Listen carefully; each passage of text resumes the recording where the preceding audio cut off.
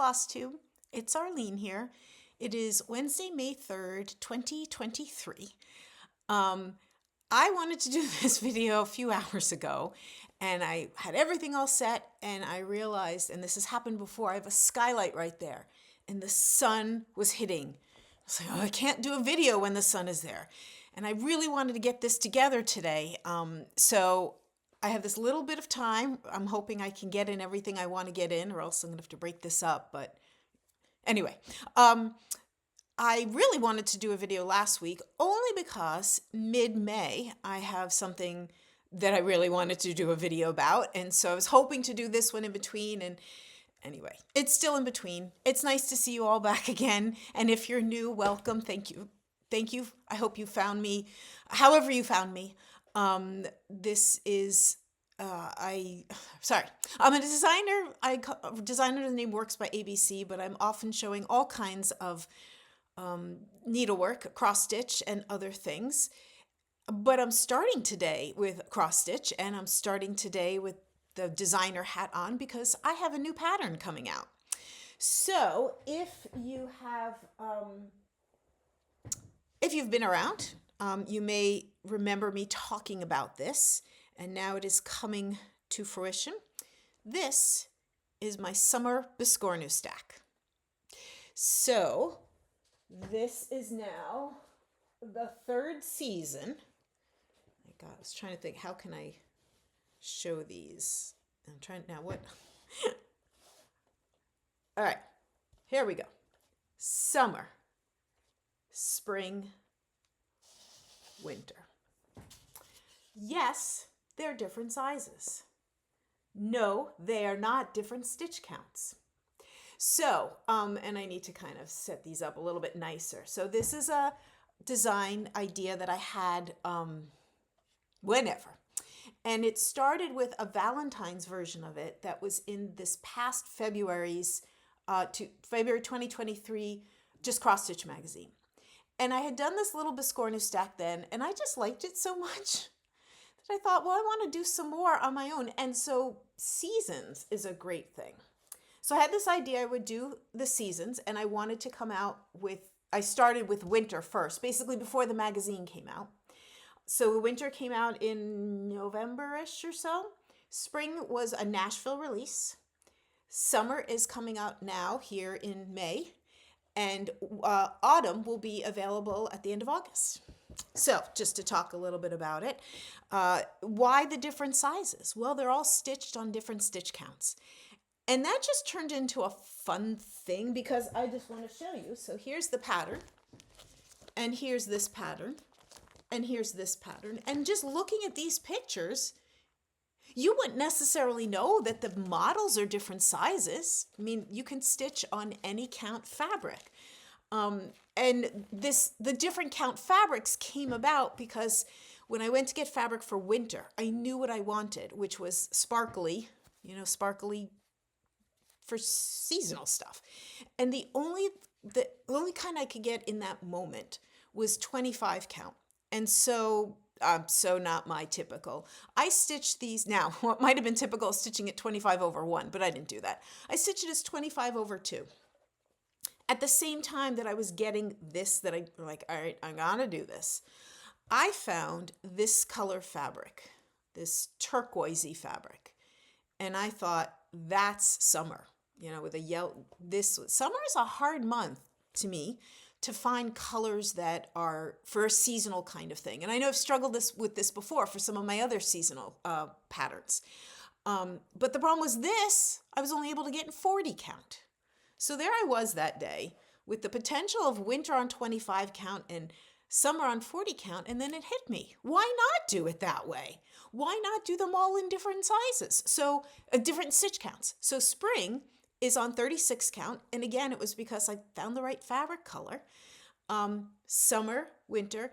And I currently have two options that I'm still playing with to decide what autumn will be, but we'll get there. These are all the same stitch count. So if you wanted to stitch all the seasons and do it all on the same fabric or whatever, they'll all be the same size. So the pattern that goes on here is the little one, says summer. Where am I going?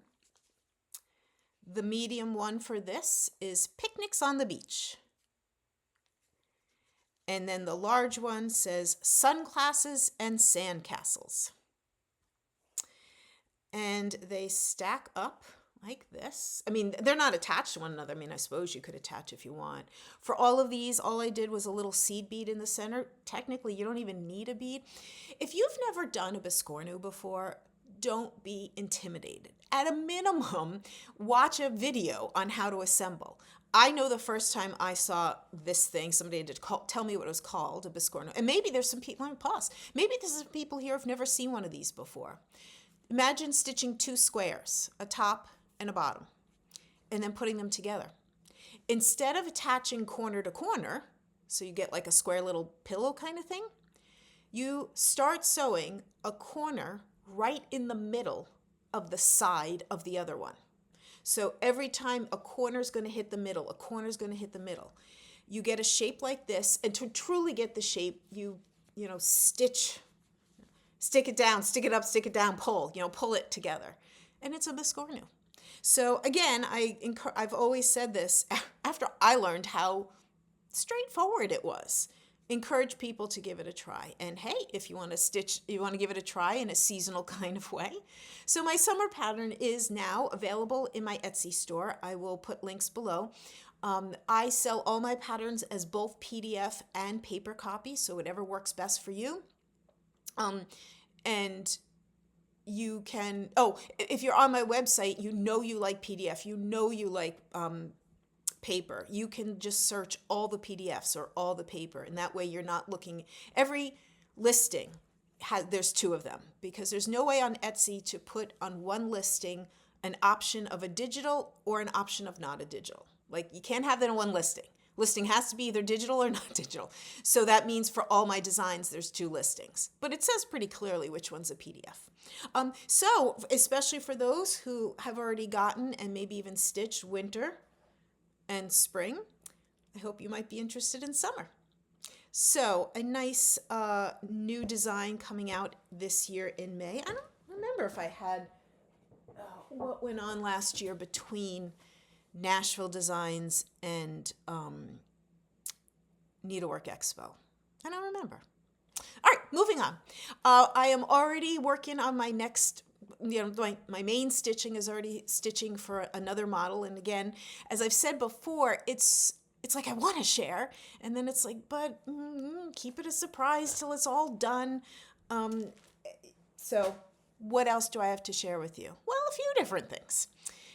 This started with a post on Instagram a couple weeks ago. Well, no, it started within my stitching group. There was some conversation about things, miniature things, and it's related to an exhibit that a couple members went to see in New York City. So miniature things, not necessarily focused by stitching by any means, but then the conversation came around to talking about stitching. And I had posted to my friends and then also on Instagram a picture of a small sampler that I've done that's actually like a dollhouse size. And there was a lot of interest in that. So I then posted something I had done previously and a lot of interest in that. So it got me inspired to do a little bit more. So if you have never heard of silk gauze before, it's a fabric to stitch on.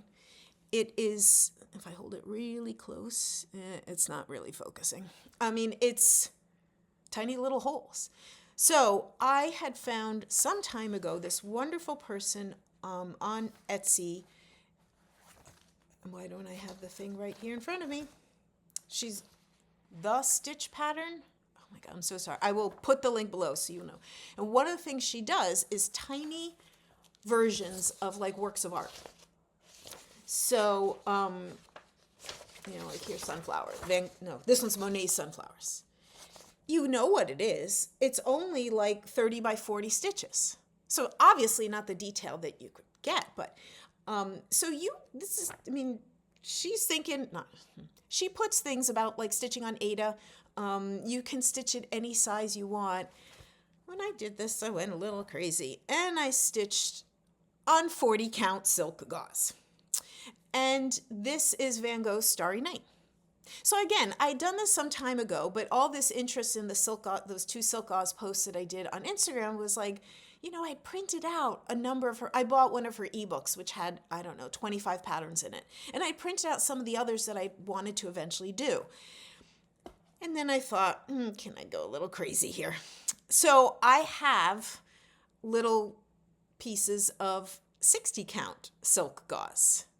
And I thought, well, one of the issues when you're stitching that small is, like, this is one strand of DMC using a tent stitch. Like, you can't get a full cross in there, but you would never know that those are tent stitches.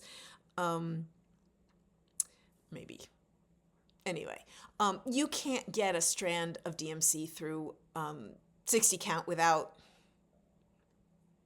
I suppose in theory you could. It just will not look good, and it would bunch up and everything.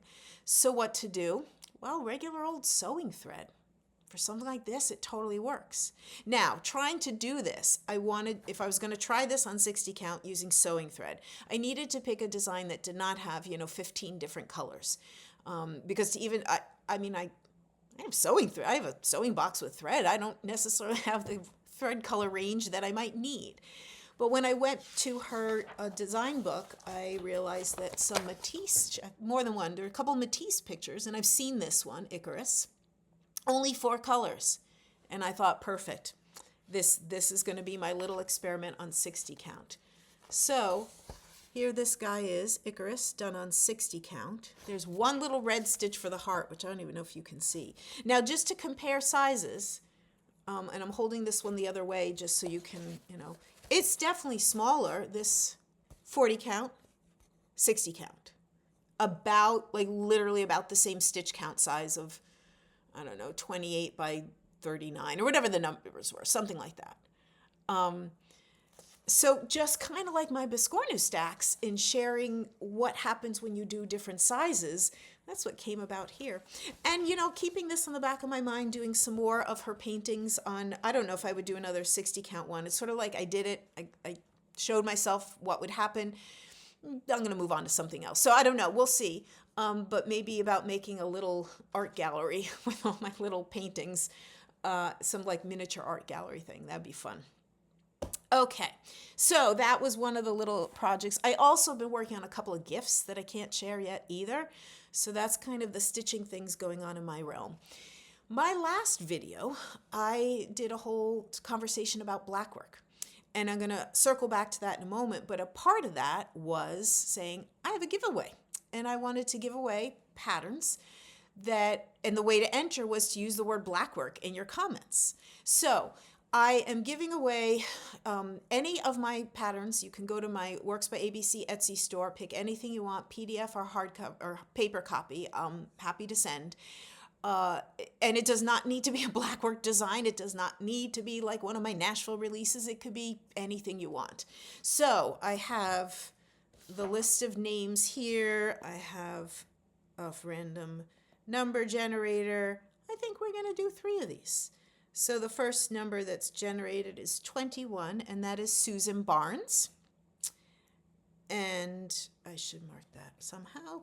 Susan Barnes. Next one is 17, Norette Herzog. I hope I'm pronouncing right. And 8, Linda Feistola.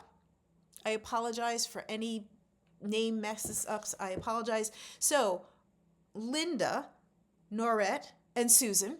I will comment on your comments from my last video. Please be in touch. I'd love to get a Works by ABC design in your hands.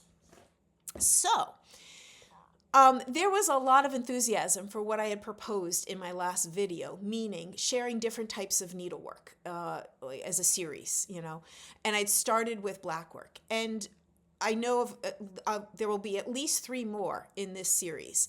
But even reading the comments and seeing some of the questions, I'm like, but there's some more things to say about Blackwork. So I'm calling this like part 2 of episode 1 of Needlework Types, just to share a few more things with you that I just think are interesting. And there was a lot, like I said, a lot of comments and questions. So I realized that I had 2 other Blackwork things that I've done in progress, so to speak, that I genuinely forgot to share. It wasn't like I was running out of time. So one of them was, and I'm showing this for a reason. This was an A&G workshop. A&G is American Needlepoint Guild.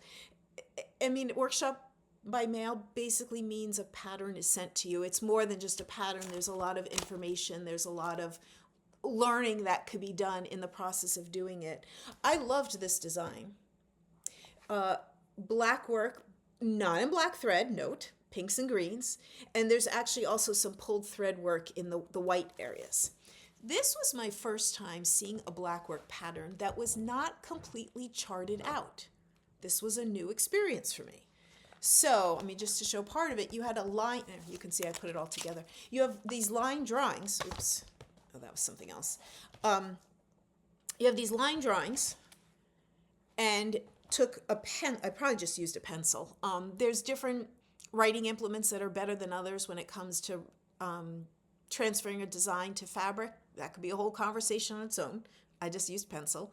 I think I probably taped this to the window so there was light coming in, taped fabric. Oh no, I actually have like a light, what do you call it? A light thing right here on the part of this table. I put a light underneath and it shows through, but you can also just do it on a window. Trace the design on.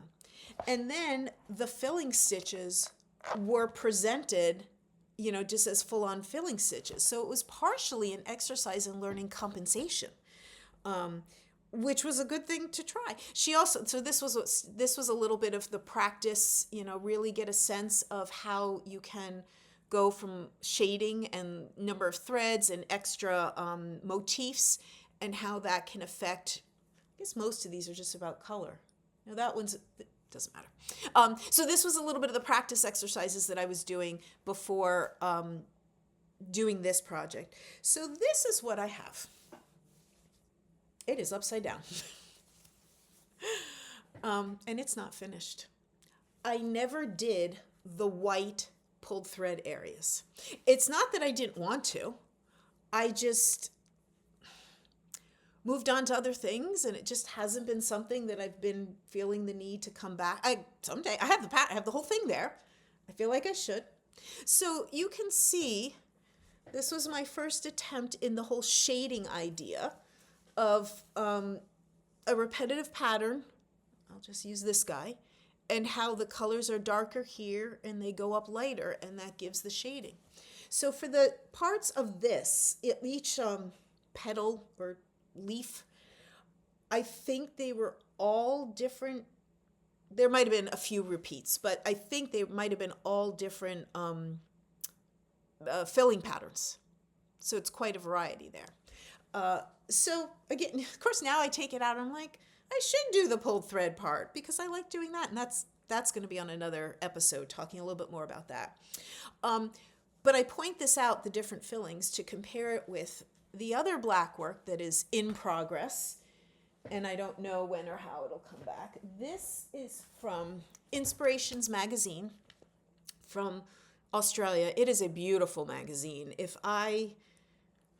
about postage, and I'm not good with buying magazines to have digitally. Like, it'll go on my iPad and I'll totally forget it's there.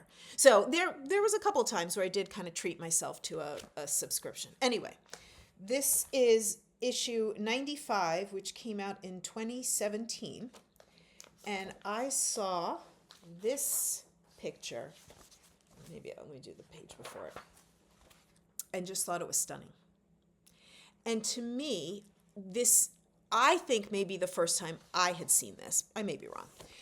But if I hold it close, the filling patterns are, it is one filling pattern that just crosses over the boundaries from one petal to the next, and it's all about which threads you use. So I think I have 5 different threads, or I think you're supposed to have 6, and I only had 5, and I was like, this is going to be good enough. And again, a line drawing, a pattern, and then it's about filling it in using a good picture. So it's, again, fun, different, challenging. And this, am I holding? Yeah. So Oh, this one I didn't want to draw with a pencil, so I was using another method. So those are actually stitches that I will pull out as I go, like sewing thread stitches that I will pull out as I go along. So, but just trying to practice this idea of shading and yet making sure one petal goes right into the next. Need practice with it. It's not that I stopped this because I didn't like it. I, again, move on to other things. I hope I do come back to it at some point. Because again, these two projects represent to me different types of black work than what I showed in my last video. Speaking of my last video, another thing I forgot, and I was looking for something else for what's going to be the next video, and I found this. I'm like, oh, I forgot about this. If you watched my last video, you might have seen two large blackwork pieces that I did that were designed by a designer named Leon Conrad. And one of them was a chessboard. I had taken squares from his chessboard, so 4 of his squares, and made a biscornu out of it. And if I'm remembering correctly, no, I'm not. Oh, yeah. So these two are the same, these two are the same, these two are the same, these two are the same. And I forget that there's a whole reasoning behind it, but I used the same threads, the same idea as the chessboard. I liked this idea, and great example of how whenever you have a pattern, you're not limited to whatever the pattern was originally designed for. But I know the reason partially why I did this was Piecework magazine. It has evolved and changed over the years. It is, to me, very knitting focused nowadays. It's about history and needlework together, which, as you can imagine, is something I'm really loving. I have some of the older issues, which I love because there's all kinds of interesting things in there. There was a period of time where they were doing contests. This was in 2012. Oh my God, it's 11 years ago at this point. There was a pincushion contest, and it was fairly open in terms of everything, different categories. So there was like a category for needlework, a category for beading, lace making, crochet, knitting, whatever number. And my little biscornu got an honorable mention. Just to be clear, this is not my design. I'm not, trying to take credit. It's just the idea of taking parts of somebody's design and using it in a different way. So there I am in this magazine from 2012. There was another piecework contest that I got into the magazine for, and we'll be talking about that in another one of my videos when it comes to different types of needlework. So, but also wanted to mention, so again, I'm filming this on May 3rd, 2023. Coming up this weekend is the coronation of King Charles in England. And this is not an issue, this is not a story about royalty. It's connecting back to what I talked about in my last video. So the other Leon Conrad blackwork design was based off of this, which is the Cosmati pavement in Westminster Abbey. Why am I mentioning King Charles? Because this very special pavement is apparently where the official coronation will happen, like right on here. This pavement, repaired, restored over time, has been around since like the 1200s. I am currently taking a class about this. So I think I've mentioned before one of my interests in a geometry kind of world is about constructions. Constructions meaning creating designs that you only use a compass and a ruler. So no like actual measuring of 4 inches or measuring 36 degrees. So this is just a sketchbook where this was something I did a while back and you can see like even a compass is the device you use to make a circle. And so constructions just are something that fascinated me. Like, how do you create a shape like this without any sort of measuring tool? You just have a straight edge. So the ruler it's just a straight edge. You're not using like the markings on it. And without, precisely getting these 90-degree angles. So this has been an interest of mine. This like the way a lot of constructions work is you need to do all these base lines. But if what you're aiming for is this 6-pointed star, you then know what points to connect in your final design.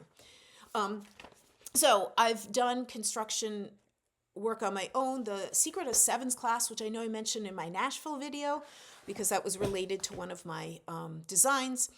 So I saw an advertisement for, and this is where the other courses have come from, the School of Traditional Arts. This is out of England. I think they're in London. And they do online courses, and they are doing one this week on the Cosmati pavement. I mean, yeah, because the coronation is coming up, but it's not about the coronation, it's about this pavement. And I decided I wanted to do this. Now, it's a total of 4 hours, 2 hours yesterday, 2 hours tomorrow. Not in my time zone. So, but as many things go, it's being recorded. And so yesterday I started watching it, and it's so interesting. So first thing I learned, I mean, maybe I observed this in some pictures online. I don't remember if I have, that there's a whole nother like border area outside this picture. And there are some really interesting stories about so many pieces of this design. So I'm looking for, and part of this course is also going to be about doing some constructions of some of the patterns, not the whole thing, but some of the patterns in here. So when I saw that, I'm like, you know what, this is like not that much money. I'm like, I'm going to do this. And it's one of those times that for all the challenges that COVID and the last few years have produced, one of the positives has been things like this. I don't know if the School for Traditional Arts ever did any online courses before 2020. I don't know. But now they have this robust and rich course selection of things they have done. And you don't have to be going into a building in London on a particular day at a particular time to learn something. And so, and that whole idea of online lectures and not needing to go to a physical place at a specific time where you can just learn new things or interact in new ways, I take that as one of the positives that has come out of the last few years. So to even know about a class like this and to even say, yeah, I could actually sign up for that. I'm not even watching the recordings like ridiculous early in the morning, and I got teaching to do, but I could watch them on my own time. So I wanted to mention that because that class is going on right now. If it's like their other classes, it then gets like archived, and you can actually purchase it and get the link to the video and the links to the handouts at a later time. Like that Secret of Sevens course, that was one that was an actual course going on that I learned about after it, and I purchased the course and have watched the videos and so on separately. So, I mean, that's also a great thing that here the school has created a class, and it's not limited to being sold in that moment. It actually has good use for, I don't know how long they'll leave the courses up. So I will put a link to the School of Traditional Arts like page of classes down below. I think this class will be listed. I don't know if you're interested in the Cosmati pavement of Westminster Abbey, follow some links that I'll put below, and if you're interested in joining up for this course. I mean, the course is links to videos and handouts and information already. I just watched yesterday about 45 minutes of the first 2-hour session, and we haven't even gotten to any constructions yet. It's just been background information. It's just been really fascinating. So, pause, please. So I don't know if you can tell, it is now a few hours later. I hope I can piece this all together. I was looking at the time. I'm like, you know what? I don't have time to finish this. I have a student I needed to go to. And there was more than like 2 minutes left of what I needed to say. So here I am. I don't know how good the transitions are going to be, but we're back. I just wanted to finish up a little bit more about Blackwork. Because like I said, I was so glad there was such interest in it and some of the questions and things that came up in the comments last time. So some people were asking for some more background information, not realizing there's such a historical piece to Blackwork, that it's been around, and it, like I know I pointed out how it shows up on, is this? This is someone from 1614, but this is not Elizabeth I. But the fact that it shows up on paintings from hundreds of years ago. So the books I have, well, let me start here. If you are interested in more of the background, the history, that part of it, you might be interested in this book or this book. I'll put links down below. In that, of this book, over just about half, almost half, if not more than half of it, is about history about, where it's like, is all those kind of pieces of information. It is only the second half that has more about stitching. And the same thing here. I don't think this book has, no, it is. Again, it's well, not quite a half, but this much of it is about history and background. Where do you see it? What's a little historical survey? That's what they call this. And then back here is more information. Now, another thing I was asked was about introduction, a beginner book or something. I don't really own any books that I would recommend, to learn how to do blackwork, but there's plenty of websites that I would recommend. That these books, as well as some of the others that I have, if you're here last time and I was talking about blackwork, I was sort of putting it under two categories. And this is me. This is not things you find that, like, needlework experts have said. The idea that, to me, there's a difference between the geometric blackwork and the pictorial. I don't even know what words I used last time, where you're creating an image. These books tend to be geared a little bit more toward that creating the image part.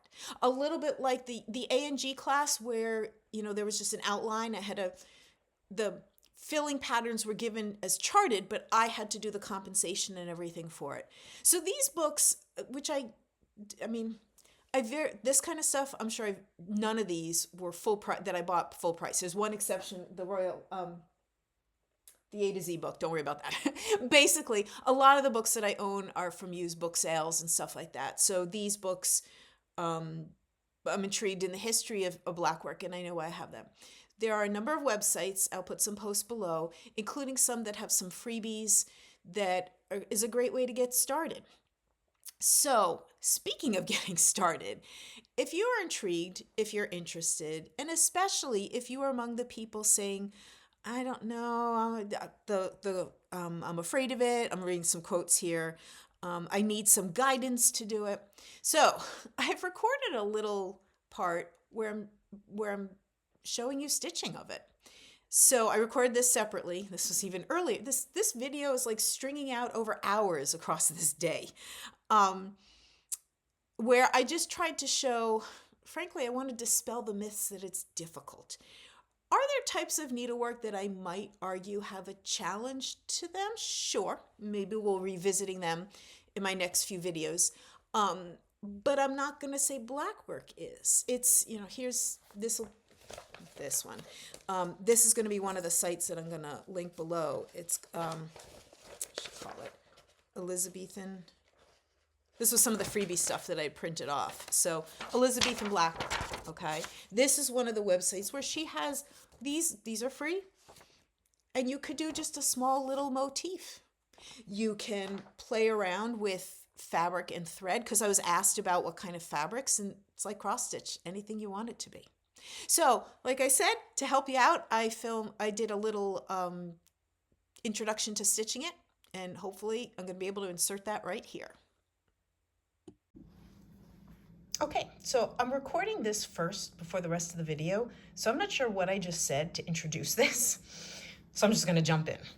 Some of the comments I got about blackwork, people who said I'm too afraid to try it, or it's too mathematical for me. As a teacher, I always want to say give something a try, and especially maybe learn something about it that maybe you didn't even realize. So, in the basic kind of way, blackwork is like doing straight stitches. It's like doing back stitching on your cross stitch. There's basically 3 different ways you could go about doing that. You can literally do the back stitch that you know. Start on the left, make that go back, go up here, go back, go here, go back. The double running stitch is what helps blackwork be reversible if that's what you want. And so I think the people who made comments, about being too nervous or worried seem to think that all blackwork has to be reversible. It does not. The double running stitch is when you go basically every other stitch in like a row in a journey, and then you go back every other stitch.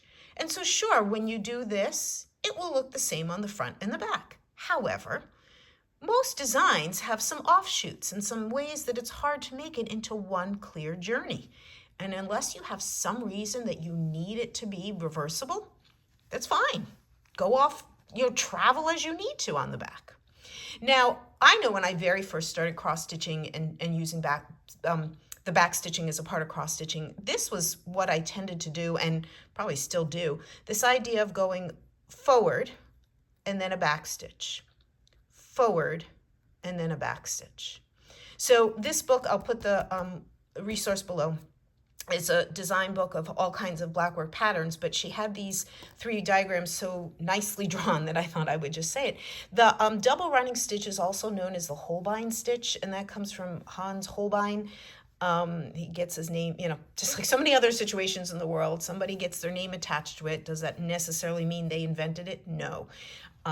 So focusing on the stitching for a moment. So now, what is often done is, so I'll link the website I got this from. I'm just focusing on this little guy right here.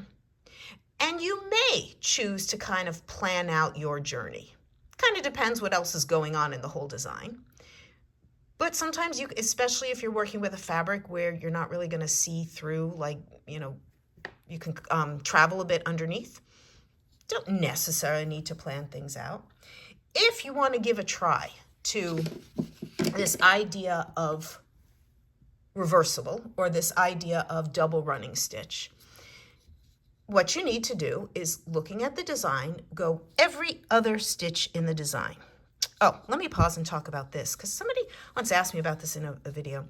I tend to use, there's 2 different names for this, a waist knot and an away knot. And I confuse which ones get called which. It boils down to this. Putting in a knot from the top, giving some space, starting my first stitch. If I do this in a way that I'm planning ahead and I'm stitching toward the knot, I make sure to cover or to catch some of this area. And when I get close enough from the top, I just snip off this knot. And that way I never have to turn my hoop or frame or whatever, other reasons, but it makes it easy to not have to do that extra step. The other way you might use a knot like this is that if it's something particularly open or particularly worried about being seen from the front, you would be stitching along, and I might leave like a longer space here. And when I'm done, I would cut off this knot, thread the needle from the back, and then weave it in a way that it covers it the way that it hides it that I need it to be. So somebody once asked me about knot. And so one of them is called a waist knot, one of them is called an away knot. I think the away knot one is when, I don't know which way, it doesn't matter. There are 2 different ways to use knots from the front, and it becomes a little bit lazy about not having to turn your hoop or your frame or whatever over and over. Okay, so this idea of going every other stitch. Now, of course, there is the concern that, what happens if I mess up? I did 2 the wrong way. Well, like anything else, the more you do it, the more practice you get so that you don't, that your eye is just paying attention in perhaps a different way. Do I make mistakes when I'm trying to follow? And Blackwork books talk about it like a journey. I'm doing the journey from here. Do I have times where I mess it up? Absolutely. Do I take it out as needed? Sure. Oops, got a little loopy thing going there. Now, for the sake of time in this little tutorial, I'm not actually going to go the whole way around this little flower. But what I've done there is every other stitch. And now I'm going to go back, filling in the areas that I skipped because I planned out those.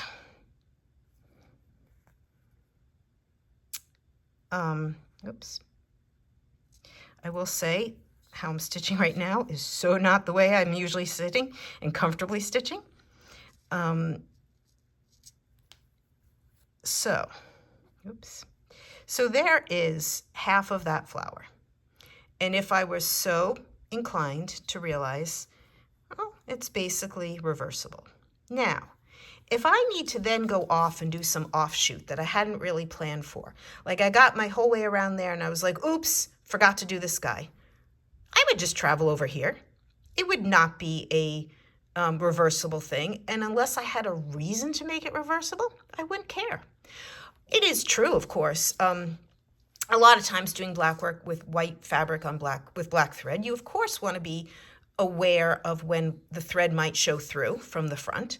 And depending on how dense an area of stitching is, I don't think, I'm gonna back up there. If I wanted to jump back down over to here so that I could do that little guy that I quote forgot, I don't think you would see through the fabric. So here I am actually doing the, whatever the book called, sort of the combination of backstitch and, I see the book here, running backstitch. So here I am going forward, and then here I am, and I just went the wrong hole. Again, this is not the way I'm usually stitching, the way I'm sitting and working right now. Can't see it well. I think that's where I'm going. And now here I am going backwards. Really, it's about covering stitches, covering the design however you want. It's, I want to say sort of like some people when they cross stitch, they do one leg all the way across, one leg all the way back, and other people do full cross at a time. It's whatever works. So the point I'm trying to make is that this right here, going from up here to back over here, is not, it makes it not reversible. And it's little here, but imagine doing it multiple times. But you really can't tell. It's not like going straight across a full white space. Now, if you were so inclined to do completely reversible, so here's this motif, although I realize I forgot to do that center part, that I stitched the whole thing in the double running stitch, which makes it basically reversible. This is me ending the thread and messing up so that it's not as wrapped in as I wanted it to be. But it's basically reversible. How often do I do this? Almost never. I have not created any blackwork designs that, like are, a cuff on a sleeve or a collar where you might care about it being reversible. There's just no need to do it. Again, it may be something you want to do. But if you are under the impression that blackwork had to be that way, and that's why you didn't want to do it, well, I hope I'm dispelling some rumors. I also had somebody ask me about the difference between like stitching on linen or even weave versus Aida. No difference. It's the same difference as it would be if you were stitching cross stitch. So here I am stitching on this Aida, in the same way that I would be stitching, or that I just stitched on the linen, doing this double running stitch. But let's just say I got to here, and then for whatever reason, I forgot what I was doing, and then I started going, again, what does she call it? The running back stitch, which is to say go forward, go back, go forward, go back. And for whatever reason, and then I'll go around. Honest folks, it's been a while since I've stitched on Aida, so my fingers are still getting used to how to make the needle go to where I want it to go. And so when I turn this over in a minute, it's not going to be completely reversible. And who cares? No one's going to see it. So when you do that when you do that running back stitch, you end up getting only like every other stitch and it's doubled over, and who cares? So I'm hoping seeing this visually has helped some folks to say, hey, willing to give it a try. And I'll put these resources as well as others in the comment section below. Okay. Now, I forget even how I ended that clip, so I don't know what kind of transition you're happening now. But I just wanted to come back and say thank you so much, especially if you're still here at this point. But really, for anyone who comes by, and we all know there's lots of Flosstube to watch out there. And I just appreciate if you're here watching mine. This blackwork, this needle, what did I call it? Styles of needlework, types of needlework. Episode 1 was blackwork. So I'm coming back in a couple weeks with a one particular thing, which is by the date, as well as what will be episode 2. Haven't decided yet which one. Well, I'll put this out there. Number 2 is either going to be hardanger and assorted like pulled threads, stuff like that, or it's going to be canvas work of all different kinds, which to some degree silk gauze kind of falls in that category, but other types of canvas work. If you have a vote of which one you'd be more interested in seeing first, go ahead. I don't know. We'll see how that plays out. Thank you so much for being here. As always, appreciate the likes and the comments and everything that helps the YouTube algorithm. There we go. Till next time. Bye.